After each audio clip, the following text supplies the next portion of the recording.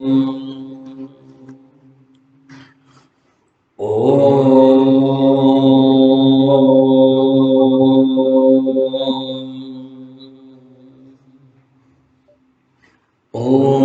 सहना भवतु सहनौ भुनक्तु सह वीर्यं करवावहै तेजस्विनावधीतमस्तु मा विद्विषावहै।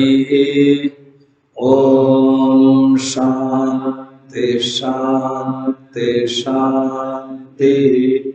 गुरुर्ब्रह्मा गुरुर्विष्णुः गुरुर्देवो महेश्वरः गुरुरेव परं ब्रह्म तस्मै श्रीगुरवे नमः। समस्तजनकल्याणे निरतं करुणामयं नमामि चिन्मयं देवं सद्गुरुं ब्रह्मविद्वरं सद्गुरुं ब्रह्मविद्वरं शंकराचार्यं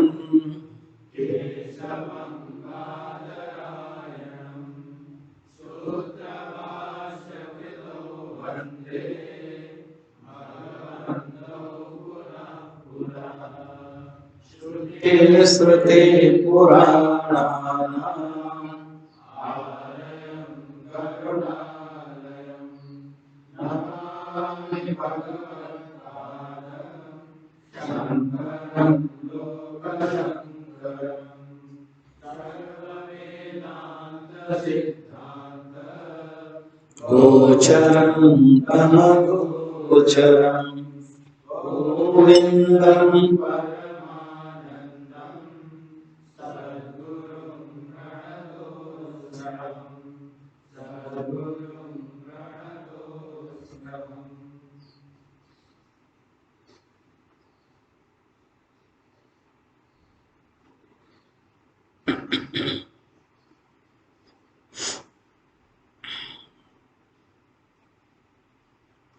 उपाधि बाधः अपवादः। अपवाद क्या है? जो उपाधि है उसको बाध करना, वो है अपवाद। प्रश्न का उपाधि क्या है? उपाधि का एक्सप्लेनेशन हम लोगों ने देखा था स्फटिक के एग्जाम्पल से। जो स्फटिक है वो ट्रांसपेरेंट है, मगर उसके पीछे कोई कपड़ा हो या कोई गुलाब का फूल हो तो स्फटिक भी कपड़ा के रंग या गुलाब का रंग के अनुसार दिखाई देता है। तो उपाधि का धर्म उपाधेय, उपाधि उपाधेय में हो जाता है। उपाधि की अपनी परिभाषा है, तो उसमें वाचस्पति मिश्र, मैंने वाचस्पति मिश्र ब्रह्मसूत्र भामतीकार के बारे में कुछ बताया। उनकी पत्नी भामती थी, वो पहाड़ की अलग है।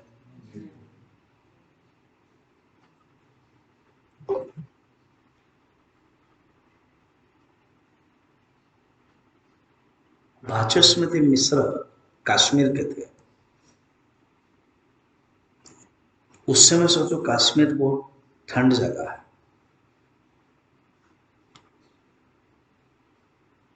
वो संस्कृत के वेदांत के उपनिषद के वेद के मंत्र को इतना चिंतन करते थे, बचपन से ही उनका सिर गर्म हो जाता था, तो उनके पिताजी उसके ऊपर दही का अभिषेक करवाते थे। दही ऐसे हमारे भारतवर्ष में हुए हैं। जैसा भी हम लोग उपनिषद गंगा में कल देख रहे थे माघ के बारे में, गृहस्थाश्रम, कल नहीं उसके पहले, ऊपर से लग रहा था जो पत्नी है वो अपनी वस्तु के लिए, द्रव्य के लिए कितने संग्रह कर रही है, मगर माघ के अंदर जो परोपकार भावना को मदद करती, क्या इतना भी आप नहीं जानते हैं?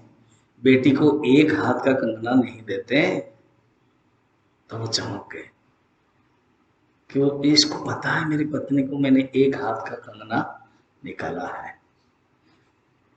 मेरे क्या होगा, आप ही तो मेरे कंगना है, आप ही मेरे हार हैं, आप ही मेरे भूषण हैं, दे दीजिए।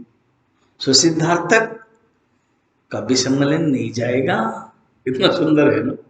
कहने का मतलब क्या है, गृहस्थ जीवन में त्याग का एक नमूना मैं बता के आगे बढ़ता हूं, क्योंकि उपाधि की जो परिभाषा है वाचस्पति ने लिखा है। मैं इसलिए बता रहा हूं कि कभी कभी उपाधि परिभाषा, ये जो हमारे जो बुद्धि है ना, वो करना पाठ भूल जाते हैं। मगर ऐसे कहानी जब रखते तो उपाधि की परिभाषा इन्होंने बताया, वो कौन है, वाचस्पति मिश्र, वो कौन है वो याद रहेगी। इसलिए कनेक्टिविटी, लॉ ऑफ एसोसिएशन। चलो कहानी छोटी सी है, तुरंत बता के आगे बढ़ते हैं। कश्मीर की घाटी है, तलाई है। सोचो हम लोग अभी यहाँ पर देखते हैं कितना अच्छा लगता है देखते ही। कुछ कुछ ऊपर तो हम भी जा चुके हैं कोर्स के समय, बच्चों को लेकर के ब्रह्मचर्य। एक अपर चामुंडा करके है, अच्छा लगता है वो पहाड़ी में जब जाते हैं। ऐसे पहाड़ी की तलाई में वाचस्पति मिश्र के पिताजी इनको शादी करवा दिया। वो तो व्यस्त है, ब्रह्मसूत्र के ऊपर भाष्य लिख रहे, चिंतन कर रहे, शास्त्र को अध्ययन करते, ऋग्वेद, यजुर्वेद, सामवेद, अथर्ववेद। कहानी ऐसे चल रही है, शादी भी हो गई, 20 साल हो गए, पत्नी सेवा कर रही है। भागवत में देवहूति कर्दम के बारे में वर्णन है। आनंद भी खुश हो। स्वामी जी मैं बता रहा था ना, आप सुने ही नहीं, गिरेगा आपका, हिलते हिलते जब हाथ बच जाएगा तो गिरेगा ही। तो आधार थोड़ा स्ट्रांग चाहिए, उपाधेय जो है ना थोड़ा सा ज्यादा चाहिए, बड़ा वाला। कोई मुझे मदद बाद में कर लेना, ठीक है। ये उसकी जो उपाधि माने अधिष्ठान जो है, वो अधिष्ठान के जो आयतन क्षेत्र वो कम हो रहा है अभी नहीं, इसलिए इसको, इसके देश की जो सीमा है वो बढ़ानी पड़ेगी। सब चीज वेदांत की भाषा में बोलते हैं। तो आगे बढ़िए। सेवा कर रही थी। आप सोचो कभी कभी हम लोगों के यहाँ पर भी ना अंधेरे हो जाती है, बारिश हो रही है, तूफान हुई, लाइट बंद, जब आपको रात में पता चल रहा है, आवाज आ रही है, इस खिड़की की सी सी आवाज, फिर देखा कि लाइट ही नहीं, आप ऑन कर रहे हो, फिर कोई अगर मोमबत्ती या दिया सिले, मोबाइल तो है नहीं आप लोगों के पास, उसी से आप टॉयलेट जाते हो, शौचालय। फिर कभी कभी सोचते कुछ जाए ही नहीं, सो जाए ऐसे ही, कौन जाता है। फिर आप अपना निकालते हो, ब्लैंकेट आदि, थोड़ा सा रजाई आदि, ऐसी आंधी हुई, वो जो दीप है वो बुझ गई। वाचस्पति लिख रहे थे, उनकी जो मन है थोड़ा सा, उस जो तत्व है, वो जो चिंतन है वो थोड़ा सा नीचे आ गया। ये उपनिषद गंगा भी बन सकती है। कितना बनाया, बहुत कुछ बना दिया ना इसमें। देन उसके बाद ये जो, जैसे वो हरिश्चंद्र में सव्य दीप लगा रही थी, आपको समझने के लिए बोल रहा हूं। वाचस्पति अनुभव कर रहे हैं प्रकृति के, थोड़ा सा स्वस्थ हो गए, सचेतन गता प्रकृतिस्थ। इस समय जब उन्होंने दीप जलाई तो खुद उनकी पत्नी का नाम है भामती, तो भामती का जो मुख है प्रकाश होने लगे। उन्होंने कभी देखा नहीं था ठीक से, ये सेवा कर रही थी, इनका मन केवल ये है। संभव है रविंद्रनाथ ठाकुर के मैंने एग्जाम्पल बताया था। उनका मन जब इधर हो गया, पूछा कि हे देवी आप है कौन? तो उनकी आंखों से आंसू आए। हे आर्य, आज कितने मैं भाग्यवती हूं कि आपने पूछा कि मैं कौन हूं। इसका अर्थ है आपके मन में मेरा एक अस्तित्व की वृत्ति आई। नहीं तो 20 साल से मैं सेवा कर रही हूं, आपके मन में मेरा अस्तित्व ही नहीं था, अनस्तित्व। आज न्यूनतः पूछा आपने कि मैं कौन हूं, तो उन्होंने कहा कि मैं आपकी भार्या हूं, मैं आपकी पत्नी हूं, 20 साल से हमारी शादी हुई।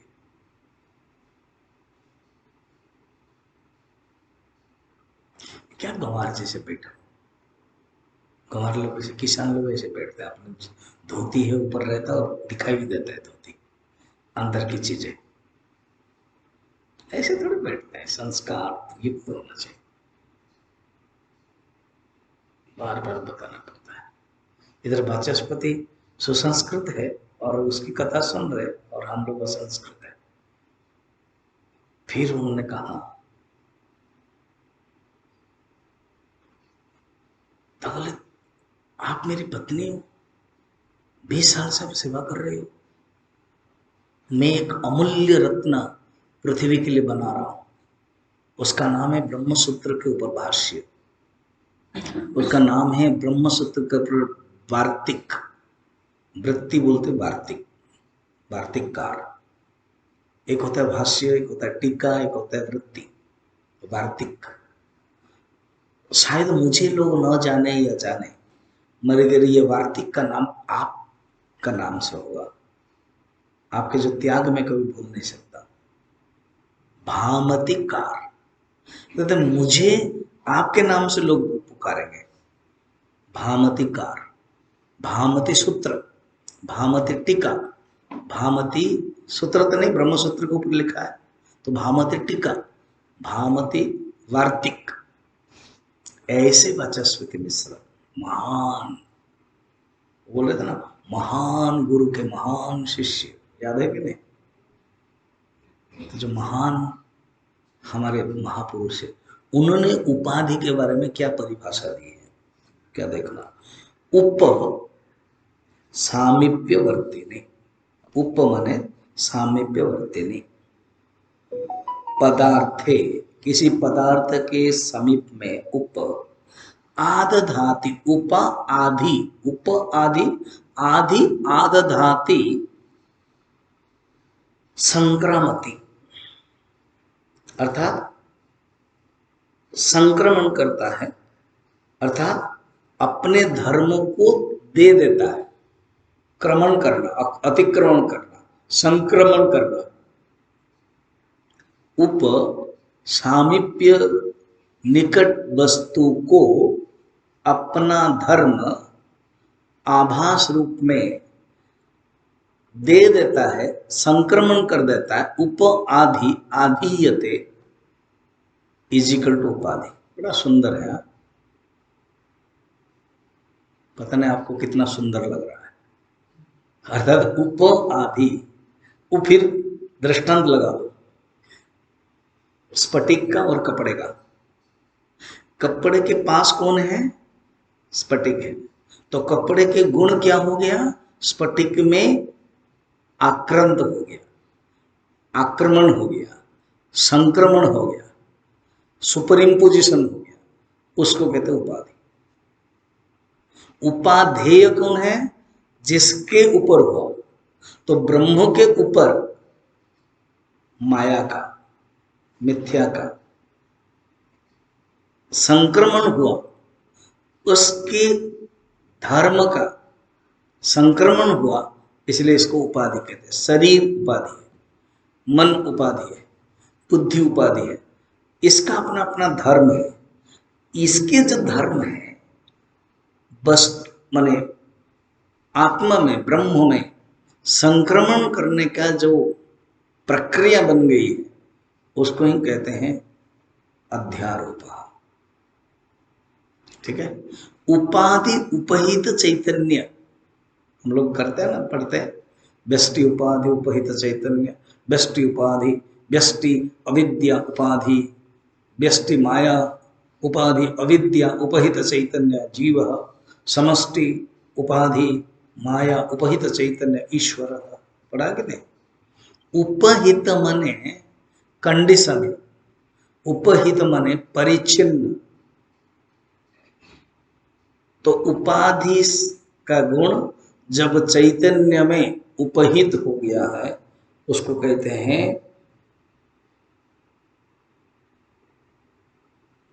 उपहित चैतन्य आभासिक। जब वो हट गया है, अपवाद हो गया है, तो निरुपाधिक चैतन्य, कोई उपाधि नहीं। इस टॉपिक को यही चल रहा है। कहते ये उपाधि जो है ये वाचारंभणम है, ये नाम रूप से ही आ गया है। देखो उपाधि लगता है अलग है, जैसे शरीर है, मन है, अलग है, और उपाधेय अलग है। मगर और थोड़ा डेप्थ में जाएंगे, रज्जु सर्प के एग्जाम्पल में, सागर अंड तरंग एग्जाम्पल में, मिट्टी और घड़ा के एग्जाम्पल में, कहते चैतन्य ही, सत्ता ही, उपादेय ही उपाधि के रूप में भाषित हो रहा है। मिट्टी ही घड़ा के रूप में भाषित हो रही है,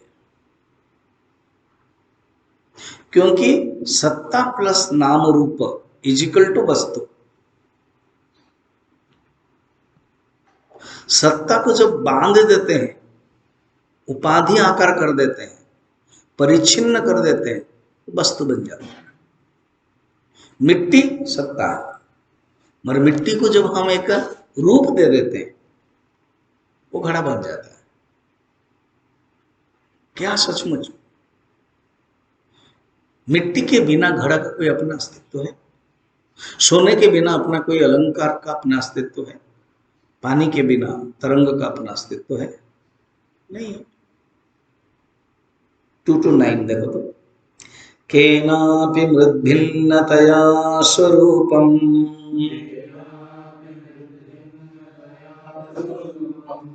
घटस्य संदर्शयितुं न शक्यते अत घटकल्पित एव मोहात् तदेव सत्यं परमार्थभूतम्। क्या दो सत्ता, दो अलग अलग सत्ता कर सकते हो? एक है मिट्टी और एक है घड़ा का सत्ता। नहीं, हम दो सत्ता देख रहे हैं। एक पहले मिट्टी सत्ता थी, फिर जब बन गए एक घड़े की सत्ता आ गई। तो कहते नहीं नहीं, क्या कोई मिट्टी का घड़ा सारतः मिट्टी से भिन्न ऐसे कोई किसी प्रकार प्रदर्शन या प्रयोग से सिद्ध करके दिखा सकता है? केनोपि मृद भिन्नतया स्वरूपम, घड़ा को मृद भिन्न, मिट्टी के भिन्न कोई एक अलग स्वतंत्र सत्ता, सेकंड सत्ता कोई दिखा सकता है? घटस्य संदर्शयितुं न शक्यते, हो ही नहीं सकता। मिट्टी ही सत्ता के ऊपर जब एक सुपर इम्पोज होता है, अध्यास होता है, किसका? नाम और रूप का, तब एक तीसरी चीज, पहले है मिट्टी, देन उसके बाद नाम रूप, देन एक तीसरी चीज बन करके आता है जिसका नाम घड़ा है। और लगता है अभी तीन है, एक है मिट्टी, दूसरे है नाम रूप, तीसरा है घड़ा। ऐसे लगता ही है तीन, और है ही नहीं, एक ही है। जो उसका नाम रूप है वो मिथ्या है।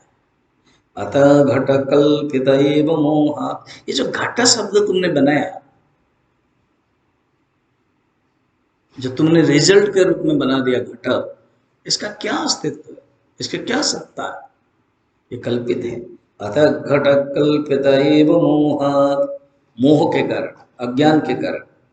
मृदेव सत्यम परमार्थ भूतम, मिट्टी ही शाश्वत सत्य है।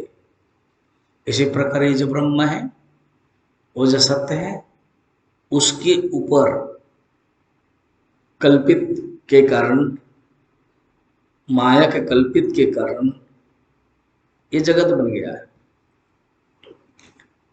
नहीं नहीं, ये बताते हैं ना, ये जो ब्रह्म के आश्रय है माया, तो हम स्वीकार तो करते हैं, तो वो क्या करें, समझाने के लिए स्वीकार करना पड़ता है। मैथमेटिक्स में एक्स करके चलते, x is equal to this, last में एक्स इज इक्वल टू 5, बस आंसर एक्स को नहीं है, आंसर 5 है, एक्स हट गया।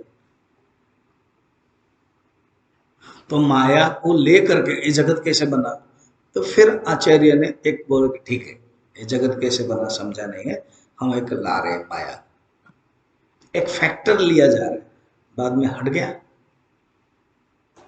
एक कहानी है, उस कहानी से समझोगे। एक पिताजी के पास 3 बच्चे थे और उनके पास 19 घोड़े थे। आज आप हम लोग ऊंट बारे में देखेंगे तो 19 घोड़े थे, ठीक है। तो पिताजी ने कहा कि जो बड़ा बेटा है उसको बुलाया, 19 घोड़े को जो आधा है वो तुम लेना बेटा,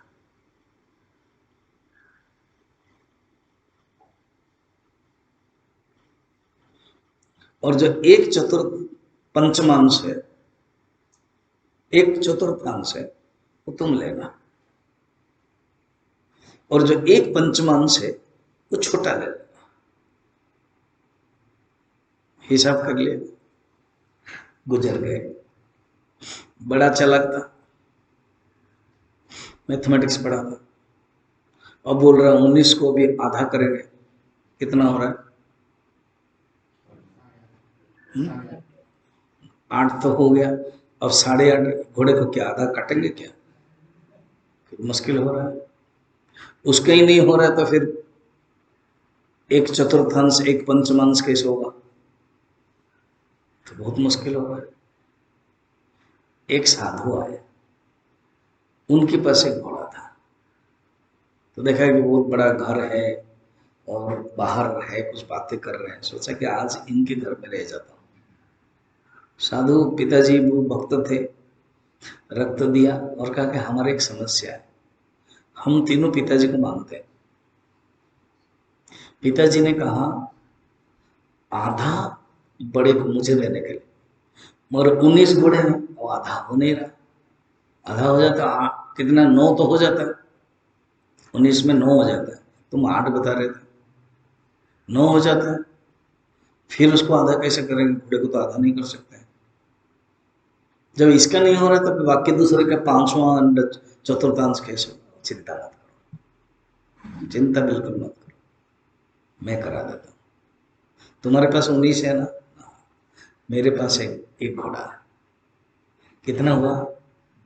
20। अभी गणित के हिसाब से करो, टोटल घोड़ा कितना है? 20, आधा कर दो, कितना हुआ?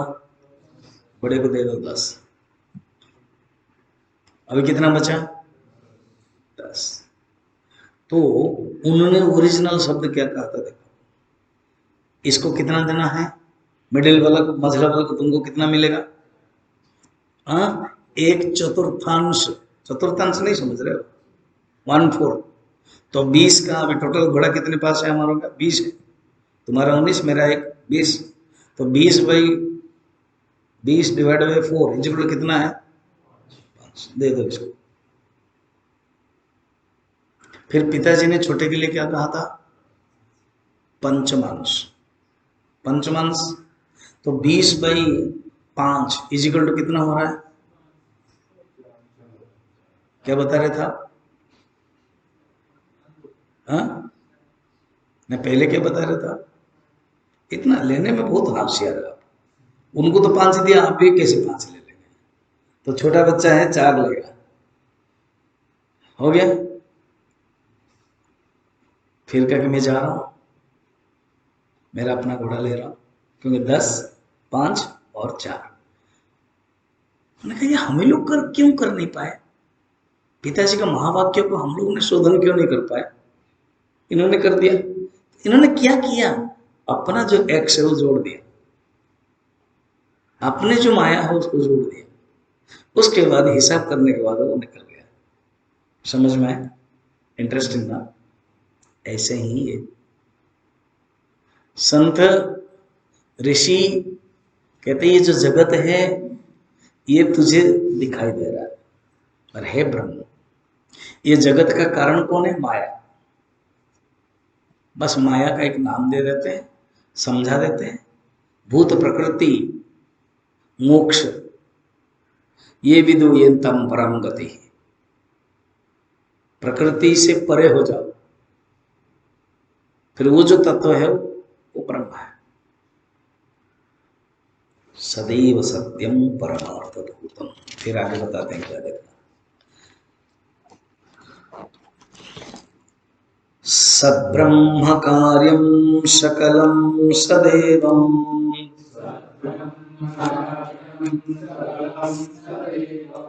तन्मात्रमेतन्न ततोऽन्यदस्ति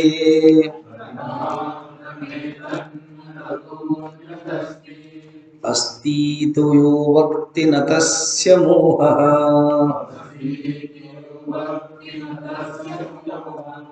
विनिर्गतो निद्रितवत् प्रजल्पः।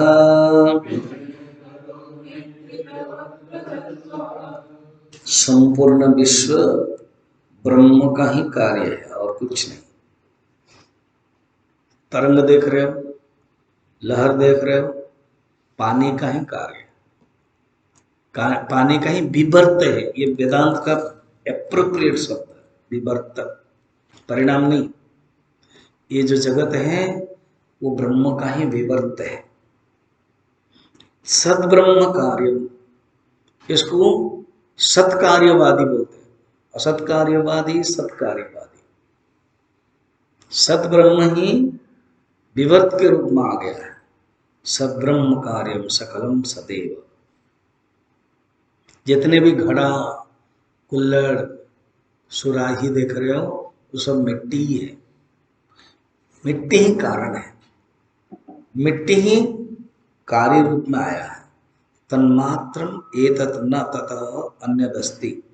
उसको छोड़कर और कुछ नहीं है।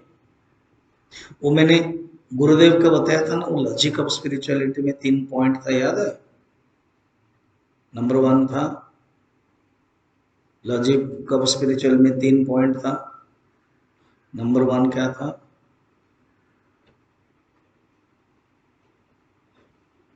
इंग्लिश में था, उसको हिंदी किया गया था।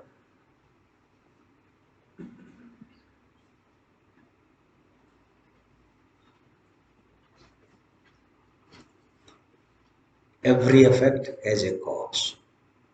प्रत्येक कार्य का एक कारण होता है, ये एक है।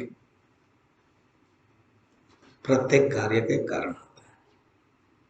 दूसरा है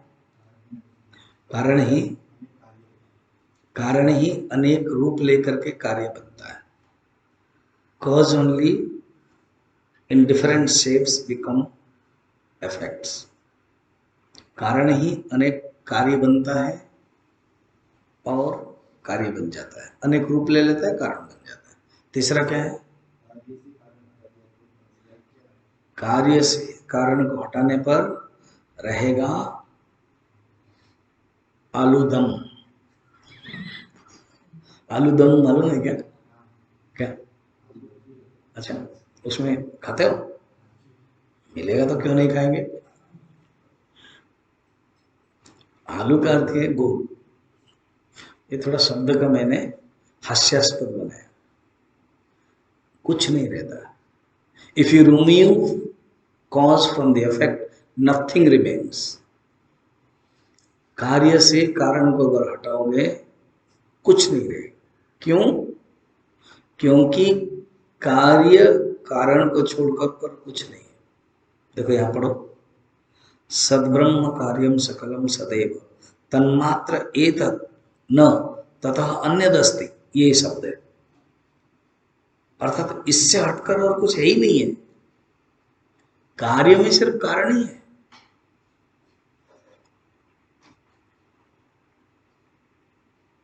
पट, पट माने क्या? पट माने कपड़ा। तंतु, तंतु माने क्या? धागा। तो पट से धागा निकालोगे क्या बचेगा?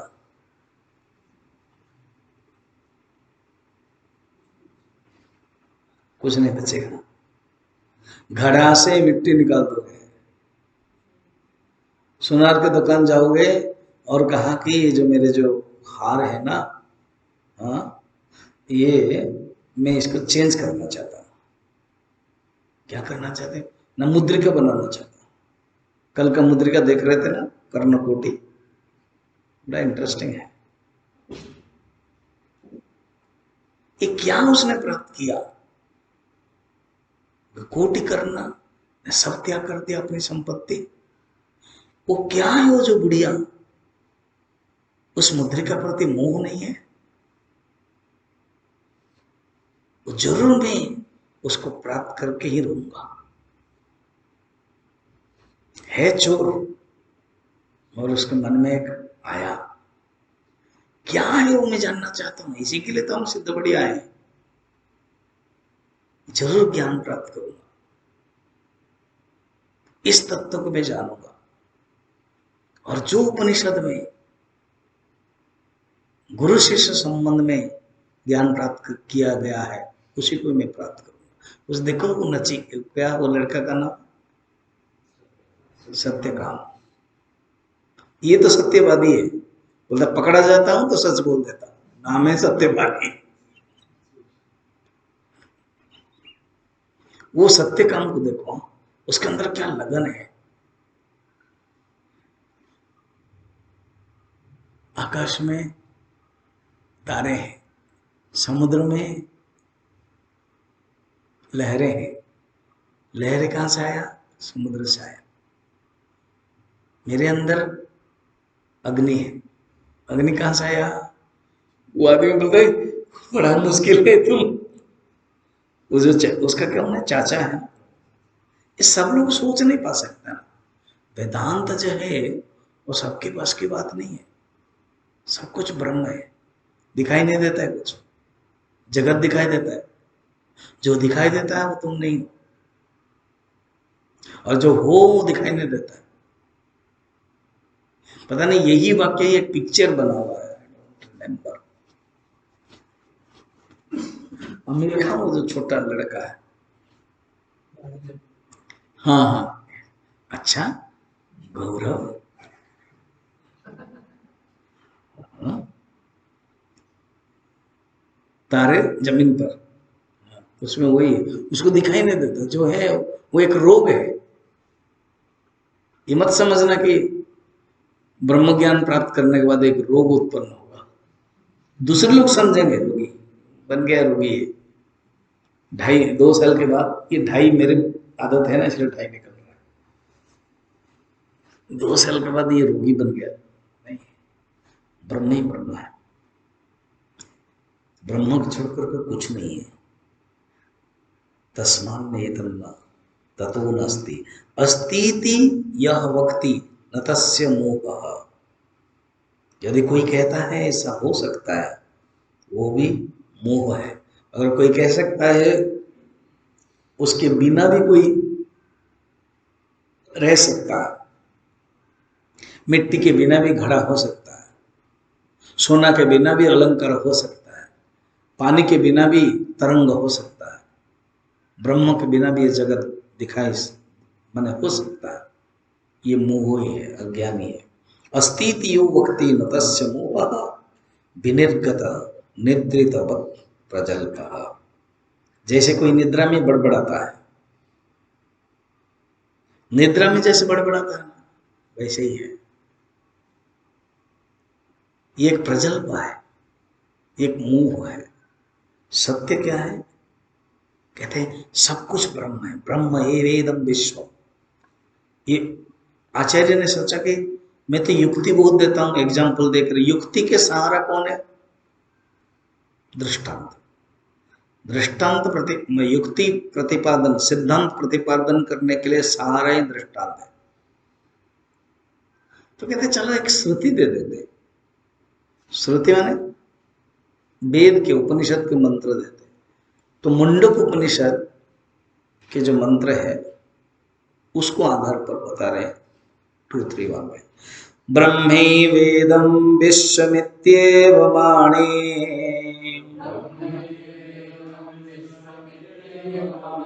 श्रोते ब्रूते अथर्वनिष्ठा वरिष्ठा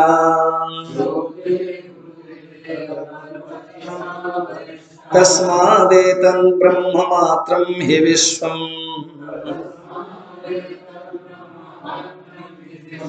नाधिष्ठानात् भिन्नतारोपितस्य।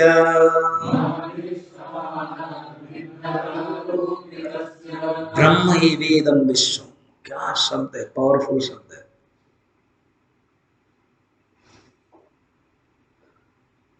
किसी किसी टीकाकार ने शास्त्र में हम लोग केवल 4 महावाद्य सुन रहे हैं। किसी किसी में उन्होंने शास्त्र में बढ़ाने के लिए 12 महावाक्य लिखा, उसमें से इसको भी डाला। ब्रह्मे वेदम विश्व सर्वं खलिदं ब्रह्म, सर्वं खलिदं ब्रह्म सोहम। कोई भी उस परमात्मा तत्व को अनुभव करने के लिए जो वाक्य है उसको महावाक्य किया। 4 वेदों से लिया गया सिस्टमेटिक, इसलिए ये प्रसिद्ध हुआ 4 महावाक्य। मगर सब अनेक महावाक्य। किसी किसी संतों ने विस्तार करके 12 बताया। मैंने वो स्वामी विवेकानंद जी एक दिन बता रहा था कुछ कुछ पॉइंट, एक्सियोम्स, उक्ति, उसको उन्होंने ये उक्ति कहा। शास्त्रीय पारिभाषिक शब्द में हम लोग महावाक्य बोलते हैं। विश्व ब्रह्म वेदम विश्व इत्येव वाणी। ये जो वाणी है किसकी? ऋषि, ऋषियों की जो वाणी है। श्रोति ब्रूते, श्रोति होते श्रुति में कहा गया है। अथर्वनिष्ठा वरिष्ठा, अथर्वनिष्ठ में महान अथर्ववेद, मुंडक उपनिषद में, ये अथर्ववेद के मुंडक उपनिषद में। तस्मादेत ब्रह्म मात्रम ही विश्व। क्या ओरिजिनल श्लोक पता है? ब्रह्म एवेद अमृतम पुरस्तात् ब्रह्म पश्चात् ब्रह्म दक्षिणतः च उत्तरेश्च अर्धश्चोर्ध्वं च प्रसृतं ब्रह्मवेदं विश्वमिदं वरिष्ठम्। ऐसे श्लोक। पुरुष एवेदं विश्वं कर्म तपो ब्रह्म परमामृतं तदेवं ब्रह्म सप्राण तद्वाङ्मनः तदेतत् सत्यं तद् अमृतं तद् वेद्धव्यं सौम्य विद्धि। मुंडक उपनिषद। हे सौम्य, वो जो ब्रह्म है जो विश्व में एकदम व्याप्तम, उसको जाना। पुरुष है वेदम, वो पुरुष है। वो ही कर्म तप ब्रह्म परामृतम तदेद तदेतद ब्रह्म च प्राण तदो वाङ्मन। वो ही प्राण है, वो ही मन है, उसी से ही सब कुछ आया। ब्रह्मण आशा, ब्रह्मण आत्मन प्राण, आत्मन मन, आत्मन आशा, हृदय उपनिषद। उसी से सब कुछ है। आत्मा ही वेदगम सर्वम, आत्मा ही सर्वम। यहाँ ब्रह्म कहा, वहाँ आत्मा कहा। तदेतत् सर्वम तत् अमृतम तदेव विद्धेव्यम तत् वेदव्यम। उसी को ही जानना चाहिए। वेदव्यम करते बेंधना चाहिए, जो सर जो तीर डालते हैं ना, वो ऐसे तुमको अनुसंधान करना चाहिए, संधान करना चाहिए, उसको तुम जानो। हे सौम्य, ब्रह्म विश्व ब्रह्म वेदम, ब्रह्म एवेदम विश्व, ये जो वाक्य है ना, ये मुंडकोपनिषद के ब्रह्म एवेदं विश्वम इदं वरिष्ठम तस्मात् एतत् ब्रह्म मात्रम ही विश्व। ये जो भी कुछ देखते हो ना ब्रह्म के छोड़कर और कुछ नहीं है। नाधिष्ठान भिन्नता आरोपितस्य, जो कुछ देख रहे हो, अगर तुम कुछ भिन्न देख रहे हो, तुमको लग रहा है नहीं ये भिन्न है, वो आरोपित है, वो अध्यास है।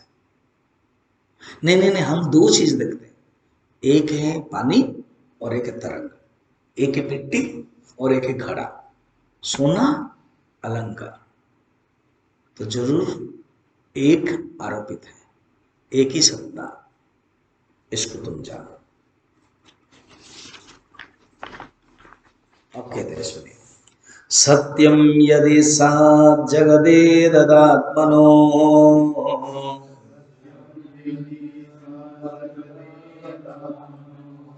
अनंतत्वहानि निगमा प्रमाणात् असत्यवादित्वमपि शीतो स्यात् नैतत्त्रयं साधुहितं महात्मना।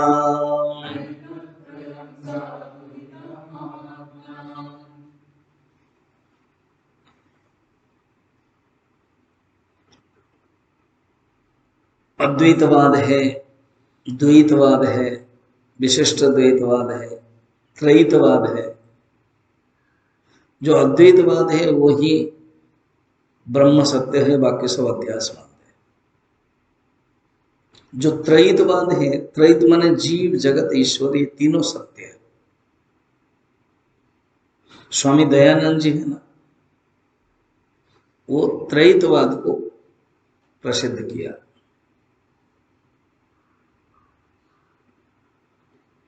ऐसे स्वामी दयानंद जी के जो त्याग है भारतीय संस्कृति के प्रति, वेद के प्रति, हवन के प्रति, अभी विद्यालय शिक्षा के जगत में बहुत प्रसिद्ध है। गुरुकुल कांगड़ी उनके कारण बना है। स्वामी रामदेव जी इतने बड़े योग को प्रसिद्ध सारा वर्ल्ड को किया है, वो भी उदिकर वहां पर ही पतंजलि पानीपत आदि जो गुरुकुल है उससे पढ़े।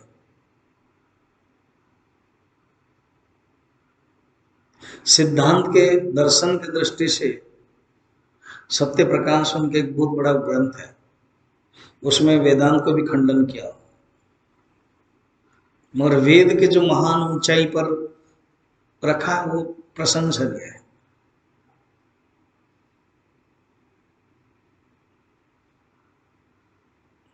मुझे थोड़ा सा मौका मिला सत्यार्थ प्रकाश पढ़ने के लिए। हमारे जो संस्कृत के आचार्य थे, मैं जब पढ़ रहा था 84-86 में, जब फर्स्ट बैच हुआ, मैं फर्स्ट बैच में आ गया था 6 महीने में, बाकी था। उस समय अपॉइंट दिया गया था, गुरुजी पढ़ा रहे थे, स्वामी सुभद्रानंद जी अद्याद्य, एक दो सीनियर, एक दो है बच्चे हैं, भास्करानंद पंप, एक दो, वो लोग पढ़ रहे थे। मैं आ गया था, संस्कृत टीचर का पोस्टिंग हुआ, तो उन लोगों के लिए पोस्टिंग हुआ। वो लोग उत्तर काशी गए, मैं नहीं गया। टीचर भी गए संस्कृत के, वो बड़े, वो वहां के पढ़ के आए थे, आर्य समाज के थे, वही पानीपत के, वो सत्य प्रकाश के। वो मुझे कभी कभी संस्कृत खास पढ़ाते थे, क्योंकि कोर्स शुरू नहीं हुआ था हमारे लिए। उनके कारण मेरी संस्कृत बहुत जागृति भी हो गई, इच्छा भी है और बोल भी पाता हूँ, बदौलत उनके। और वो सत्यार्थ प्रकाश में वो खंडन भी करते थे। हमारे जो आचार्य है उनके साथ बैठते थे और हमको तो भ्रम में डालते थे कि ये त्रैतवाद है, मगर संस्कार है अद्वैतवाद का। उनसे मैं सुनता था कि जो स्वामी दयानंद जी त्रैतवाद के स्वीकार करते थे। द्वैतवाद में भी ऐसे ही, माधवाचार्य, रामानुजाचार्य विशिष्टाद्वैत। विशिष्टाद्वैत का क्या अर्थ है? अनुभव करते हैं अद्वैत का, मगर व्यवहार क्षेत्र में द्वैत का स्वीकार करना। क्योंकि अनुभव तो है, और व्यवहार में जब आते हैं अनुभव के बाद, तो ये जगत दिखाई देता है, भाषित है, और वो सत्य है। उसको दृष्टि रख करके जो जगत को सत्य मानते हैं उनके लिए एक श्लोक दे रहे हैं यहाँ पर। क्या कहते हैं सुनना। यदि तुम कहते हो ये जो विश्व दिखाई दे रहा है वो सत्य है, तो 3 विरोध आएगा, 3 मुश्किल में पड़ोगे। क्या? अनंतत्व हानि। ये क्या होता है? न विश्व सत्य है और ब्रह्म भी सत्य है, तो 2 सत्य हो गए। तो जो ब्रह्म है फिर अनंत नहीं होगा, क्योंकि विश्व को जगह देना पड़ेगा। अभी तुम लोग कम लोग है, एक एक रूम में रह रहे हो, 2-2 क्यों बेड है? मुझे उस दिन पूछ रहे थे स्वामी जी, 2-2 बेड है कि इसका अर्थ एक रूम में 2 रहते थे? मैं तो जानता नहीं था, मैं तो डॉर्मेटरी वाला हूँ। तो मैं हाँ बोल दिया, शायद रहते होंगे किसी कोर्स में। ठीक है, अभी तक एकमेव अद्वितीयम हुआ। तो जब ब्रह्मचारी 40-50 हो जाते होंगे, रूम कम है तो डबल डबल रहते होंगे, है ना? तो जब डबल रहोगे क्या होता है? वो रूम का अधिकार तो बांटा जाता है कि नहीं? ये बेड इसका है, वो बेड उसका है, वो अलमीरा में तुम रखो, वो अलमीरा में तुम रखो, है ना? फिर तुम फैन बंद करो, मुझे फैन चाहिए, और तो बड़ा मुश्किल होता है। एग्जाम्पल से समझा रहा। इसी प्रकार ब्रह्म और सत्य, ये जगत, ये दोनों अगर सत्य होंगे, एक ही जगह पर दोनों ही रहेंगे, ब्रह्म भी रहेगा और जगत भी रहेगा, तो फर्स्ट ब्रह्म का बांटा जाएगा। क्या? ब्रह्म अनंत नहीं हो सकता, ब्रह्म अखंड नहीं हो सकता, ब्रह्म सर्वव्यापी नहीं हो सकता। तो अनंतत्व हानि, सर्वव्यापित्व हानि, ये गड़बड़ हो जाएगा। देखना, पढ़ना थोड़ा सा नीचे लिखे हैं गुरुदेव ने, तो अनंतत्व हानि हो जाएगी। सर्वव्यापी अनंत कहा जाता है परमात्मा को, जो सर्वव्यापी अनंत है वो हानि हो जाएगी तुम अगर जगत को सत्य मानोगे। अच्छा, 2 क्या है? निगम वेद, निगमागम सम्मतम यत रामायणे निगदितम क्वचिदन्यतोपि स्वन्तः सुखाय तुलसी रघुनाथ गाथा भाषा निबंध मत मंजिल मातनोत। कौन रामचरितमानस के प्रेमी हो वो जानते होंगे, पहले स्टार्टिंग में ये मंत्र है श्लोक। निगम वेद, आगम तंत्र, तंत्र शास्त्र, आगम तंत्र शास्त्र फिर 3 प्रकार, वैष्णवागम, शैवागम, शाक्त आगम। कुछ समझ में आया? वैष्णवागम आदि ग्रंथ है जो बाद में बना, जैसे नारद पांचरत्र। फिर शैव आगम जो तंत्र शास्त्र है, जो शिव जी के है, भैरवा तंत्र आदि सब है। तंत्र शब्द उस दिन उसके मुंह से तांत्रिक शब्द निकला, वो ऐसे ही बिना समझ के बोल दिया तांत्रिक, पंडित के सामने। तंत्र। फिर है शाक्त, ये कश्मीर में शाक्त और शैव तंत्र। वो शंकराचार्य पिक्चर में था, एक तांत्रिक आया और भगवान शंकर को कहा अगर तुम शरीर नहीं हो तो ये शरीर मुझे दे दो, मुझे बलि लेना है। कपालिक आया था, उसको कपालिक बोलते हैं। वो चल रहा था, आचार्य भी जा रहे थे, बस सिंह आया वो खा लिया। पद्मपादाचार्य है ना, वो नृसिंह भगवान का अवतार है। तो उनको पता लगा कि हमारे गुरुदेव विपत्ति में पड़ गए, तो कहते हैं पद्मपादाचार्य ही आह्वान किया, नृसिंह अवतार है। तो मृषिक सिंह आया और मारा, ऐसी कथा है। तो निगम माने वेद, वेद अप्राण हो जाएगा, श्रुतियां मिथ्या हो जाएगी। क्योंकि श्रुतियां कहती क्या? ब्रह्म सत्यम जगत मिथ्या, और तुम कहते हो जगत सत्य, तो कथन विरुद्ध हो जाएगा। तीसरा कहा देखना, सत्यम यदेस्या जगदेदात्मनो अनंत हानि निगम, क्या निगम प्रमाण। फिर असत्यवादित्वमपेक्षितो स्यात्, ये तीसरा तो और संघातिक है। असत्यवादित्वम अपि ईशितो, ईश्वर झूठा हो जाएगा। असत्यवादित्व अपि ईशितो, जो ईश्वर है वो झूठा हो जाएगा। क्योंकि उपनिषद में ईश्वर क्यों प्रतिपादित किया है? उपनिषद की विषय वस्तु क्या है? ब्रह्म विद्या। किसी भी उपनिषद में जाओ, पहले मंगलाचरण रहता है, फिर विषय वस्तु रहता है, फिर उसके श्रुति पाठ रहता है, श्रुति फल रहता है, फलश्रुति। इससे पढ़ के क्या होता है? ऋत ज्ञानन न मुक्ति ही उपक्रम उपसंहार आदि। ये जो वेद में केवल ईश्वर के बारे में बताया। फिजिक्स माने क्या?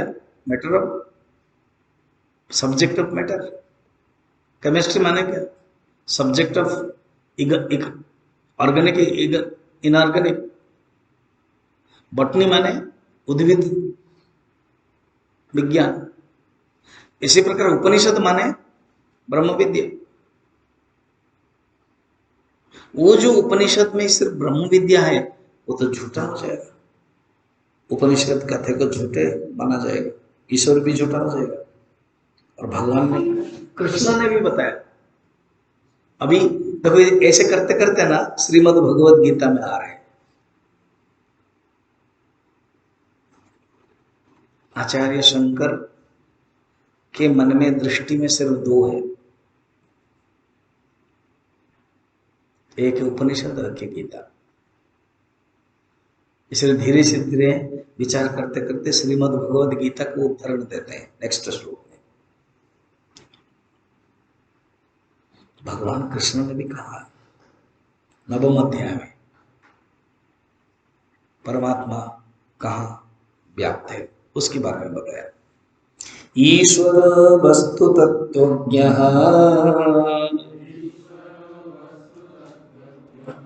न चाहं तेष्वस्थितः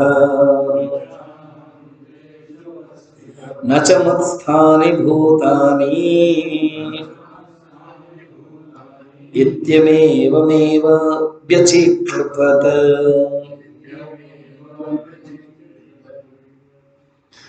भूतानि इत्येवमेव व्यचिक्लृपत्, व्यचिक्लृपत् में व्यक्त किया गया, एक्सप्रेशन किया उन्होंने। कौन? ईश्वर। ईश्वर माने यहाँ पर ईश्वर को, सबके रहस्य का जानने वाला ईश्वर, न उपयुक्त दृष्टा का अपना शब्द में स्पष्ट रूप से व्यक्त किया। ईश्वर यहाँ पर भगवान कृष्ण, ईश्वर भगवान कृष्ण ही व्यक्त किया है। क्या बताया? भगवान कृष्ण वासुदेव सगुण साकार भगवान अवतार, उन्होंने भी नवम अध्याय में बताया न चाहं तेष्वस्थितः। नवम अध्याय के 14 नंबर श्लोक देखो, नवम अध्याय का 14 नंबर श्लोक देखो, पढ़ो तो एक साथ, साथ में सब लोग मिलके 1 2 3 स्टार्ट।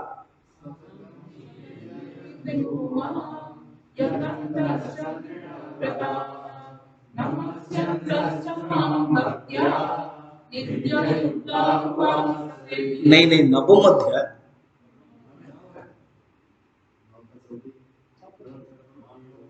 हाँ मुझे थोड़ा दे दो। 4 नंबर श्लोक देखो तो, 14 नहीं 4।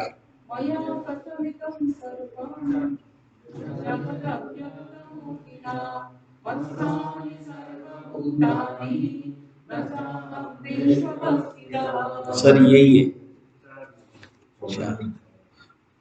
हाँ?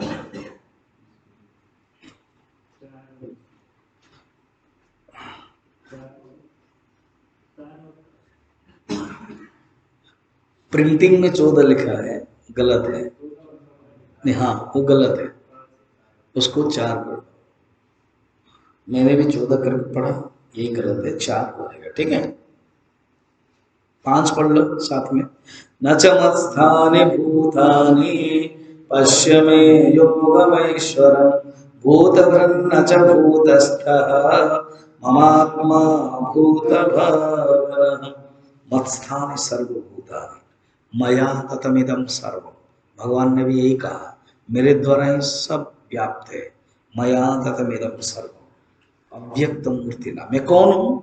अव्यक्त मूर्ति, व्यक्त नहीं, अव्यक्त मूर्ति, निर्गुण निराकार परमात्मा सब में व्याप्त है। मत्स्थान सर्वभूतानि, सब भूत में ही, मुझ में ही सब भूत में स्थित है। न च अहम तेषु अवस्थित, उसमें मैं नहीं हूं।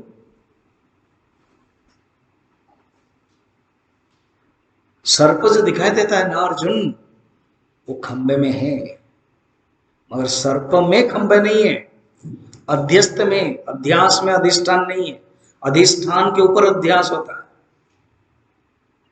अध्यास में अधिष्ठान नहीं है। ये जो नाम रूप है, घड़ा है, उसमें सत्ता नहीं हो सकता। खाली नाम रूप में कोई अस्तित्व ही नहीं, उसको याद रखो। तो ये ईश्वर की जो बात है, भगवान ने जो नवम अध्याय के 4-5 श्लोक में कहा, यही गलती हो जाएगी। न च मत्स्थानि भूतानि इत्येवमेव व्यचिक्रपत। भगवान ने जो बताया है ना कि न तो मैं ये भूतों में स्थित हो और न वे ही मुझ में स्थित है। समझिए, पहले तो नच मत्स्थानि भूतानि कहा, फिर बाद में नच मत्स्थानि कहते हैं। अभी के लिए केवल इतना ही समझ लो, वो कहते हैं सचमुच ये जो अध्यास हुआ है भूत, वो मेरे सिवाय कुछ नहीं है, इसलिए सचमुच मेरे से नहीं रहते, एक ही है। जब एक ही होता है तो फिर दो को जब स्वीकार करते हैं तो बोलते हैं एक दूसरे के ऊपर है। जब एक ही है, एक कल्पना है और एक ही है, तो मेरे अंदर नहीं है। जैसे सूर्य को पूछा जाएगा तुम अंधकार को जानते हो ना? नहीं। खंबे को पूछा जाएगा तुम भूत को जानते हो? तुम्हारे अंदर जो भूत आ रहा है ना, मेरे दृष्टि से भूत है ही नहीं। रस्सी को पूछते हो तुम सर्प जानते हो? नहीं नहीं, तुम्हारी ही कल्पना है, तुम्हारा ही अध्यारोप है, मेरे दृष्टि से कुछ नहीं। भगवान कहते हैं मेरे दृष्टि से कुछ नहीं। इसी से ही प्रमाण होता है कि जगत मिथ्या है, इसी से ही प्रमाण होता है जगत अध्यारोप है। अगर तुम सत्य मानोगे, और भी क्या होगा देखो, अनुभूति की दृष्टि से देखो। युक्ति तो मैंने बताया श्रुति और स्मृति। स्मृति माने गीता को स्मृति बोलते हैं। श्रुति और स्मृति बल, श्रुति बल और स्मृति बल में भी बता दिया कि जगत सत्य नहीं है। और अनुभूति से समझो, सुषुप्ति का एग्जाम्पल, इसको कोई नकार नहीं सकता। क्या देखना, यदि सत्यम भवेत् विश्वम सुषुप्तामुपलभ्यताम् यन्नोपलभ्यते किंचित् अतो सत्स्वप्नवन्मृषाम्।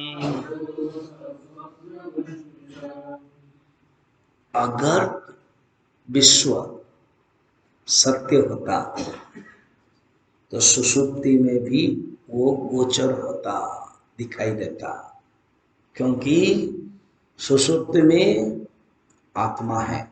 आत्मा का हेयत्व नहीं है, अहेयत्व आगे के श्लोक में आएगा। अहेयत्व ने हेय नहीं कर सकते, हेय मने त्याग नहीं कर सकते। तो सत्य उसी को कहते हैं जिसको हम अबाधित वस्तु सत्य, अनारोपित वस्तु सत्य। तुम जगत को अगर सत्य मानते हो तो बाधित नहीं हो सकता है, मगर ये जगत बाधित हो रहा है। अब एग्जाम्पल अनुभूति का देखो, सुषुप्ति में जब जाते हो गया गायब, और सुषुप्ति में आत्मा गायब नहीं होती, जो चेतन तत्व है वो है, जिसके कारण सुषुप्ति अवस्था है।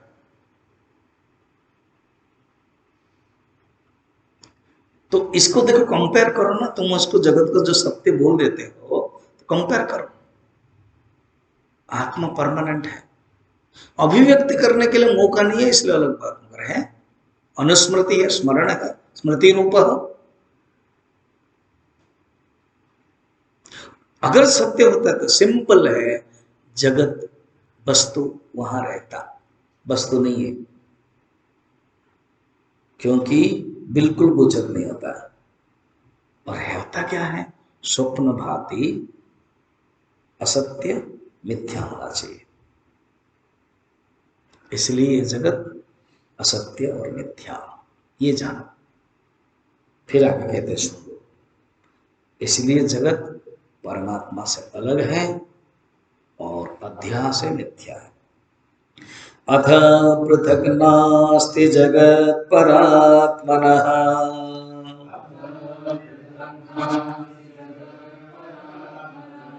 पृथक प्रतीतिस्तु मृषा गुणादिवत्,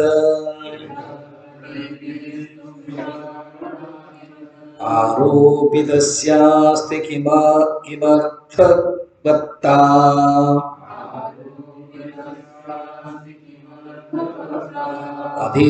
अधिष्ठानमाभाति तथा भ्रमेण।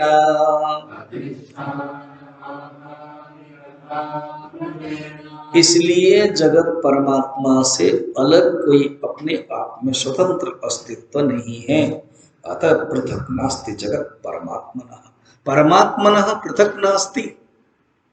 कह जगत, जगत का जो अस्तित्व परमात्मा से अलग नहीं है, पृथक पृथक अति पृथक प्रतीतिस्तु मृग मृषा गुणादिवत। कहते नहीं नहीं नहीं नहीं नहीं, क्या नहीं नहीं नहीं नहीं, पृथक तो प्रतीति होती है। ये पृथक जो प्रतीति होती है ना, स्वतंत्र सत्ता की प्रतीति होती है, आभासिक सत्ता, प्रातिभाषिक सत्ता ही उसको बोलते हैं। आभासिक संबंध, सत्य संबंध नहीं है, वस्तुतः संबंध नहीं है, यह आभासिक संबंध है, मृषा है, मिथ्या है। कैसे न गुणादिवत, जैसे गुणों की भांति मिथ्या है। गुणों दो अर्थ होता है, गुणों की भांति मिथ्या है, या तो गुणों का अर्थ रस्सी भी होता है, जैसे रस्सी में सर्प की भांति मिथ्या है। क्या अध्यास का अध्यारोप का अधिष्ठान से हटकर कोई मतलब है? आरोपितस्यास्ति किम अर्थवत्ता, अर्थवत्ता में कोई मतलब है, कोई है अस्तित्व, कोई अर्थ है। जैसे बोलते हैं अनर्थ की बात मत करो यार, इधर उधर इधर अनर्थ की बात बोलते हैं, कोई अर्थवत्ता, कोई मीनिंगफुल बात करो, इंग्लिश में बोलते हैं मीनिंगफुल, अननेसेसरी मीनिंग, बेमतलब की बात मत करो, हिंदी में बोलते हैं बेमतलब की बात मत करो। आरोपितस्य, ये आरोपित का, अध्यास का कोई मतलब है? अधिष्ठान से हटकर, अधिष्ठान से हट गया, और जो अध्यारोप अपने कोई अर्थ रखता है, कोई मतलब रखता है, भ्रम के कारण ही होता है, अज्ञान के कारण ही प्रतीत होता है। बहुत अपने जीवन में भी ऐसा होता है, कभी समुद्र गए किनारे या तो कभी रास्ते में गए, वो जो सिगरेट का वो जो फॉयल होता है ना, जो रोटी बांधते हैं फॉयल, उसका एक गोल होकर किसने छोड़ा और समुद्र के किनारे जो बालू है उसमें रखा, एंड सूरज के किरण एग्जैक्ट लगता है 10 रुपया या 5 रुपया या 1 रुपया। तो आप पीछे से देखते कोई आता तो नहीं है, तो देखते सब आ रहे, तो आप जानबूझ के उसके ऊपर पैर रखते हो, देखते हैं कोई नहीं है, फिर उसमें बैठ जाते हो, बैठ जाए तो देखते हो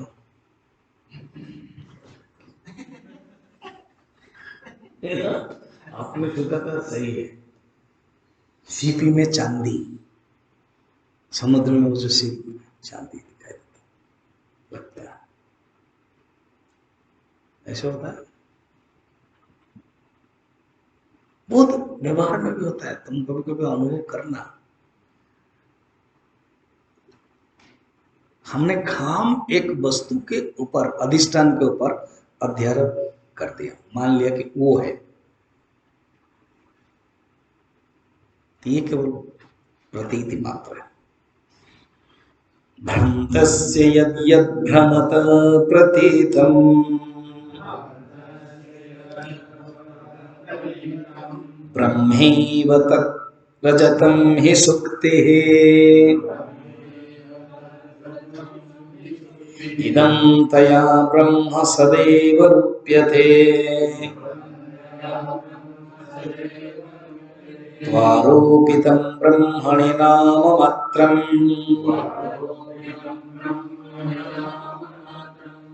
भ्रमित व्यक्ति, भ्रांतस्य, भ्रमित व्यक्ति भ्रांति में ही कुछ भी देखता है, वो ब्रह्म केवल ब्रह्म है। भ्रम से रजत का टुकड़ा जो दिखाई देता है वो सीपी है। अभी अभी बताया मैंने, सीपी में चांदी। आप सीपी में चांदी को समझ रहे हो कि नहीं? हाँ हाँ, वो तो पढ़ा है मगर सचमुच देखा कि नहीं है? स्वामी जी उसके लिए आपको हमको लेना पड़ेगा कहीं, समुद्र के किनारे ले लो, खुद देख लेना, कुछ अनुभव है।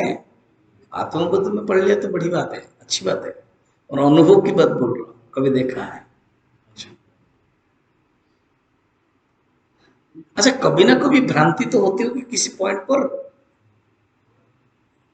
रास्ते में जाते समय कोई खंबा देख करके तो डर जाते हो, वो हुआ कि नहीं है? ना पूरा परम राजकुमार हो आप लोग, कुछ होता ही नहीं प्रॉब्लम, कुछ तो होता होगा। कभी कभी जीरा देख करके तो कीड़ा तो दिखाई देता है ना, होगा जीरा या तो कीड़ा। किसी लोगों को ब्रह्म है, कीड़ा को भी जीरा जैसे समझता हो, तो इसी को ही भ्रांति कहते हैं। हो भी सकता है, नहीं भी हो सकता।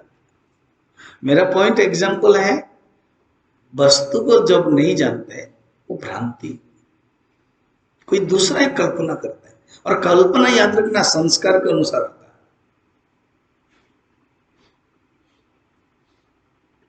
इसी प्रकार विश्व के रूप में केवल ब्रह्म ही ब्रह्म है।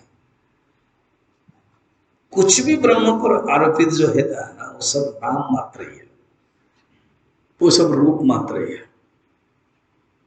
वो नाम रूप मात्र। मुझे तो लगता है कि देखो, आचार्य एक ही चीज को बताने के लिए कितने श्लोक लिखा है। हाँ, क्या करुणा है। क्यों पता है? हमारे अंदर बैठाने के लिए। तथ्य एक ही है, अध्यारोप, और अधिष्ठान ब्रह्म है, उसको समझाने के लिए 8-10 लोग, 8-10 लोग अर्थात हमारे अंदर बैठ जाए। अब आगे ब्रह्म का निरूपण बताएंगे, जो हम कल देखेंगे।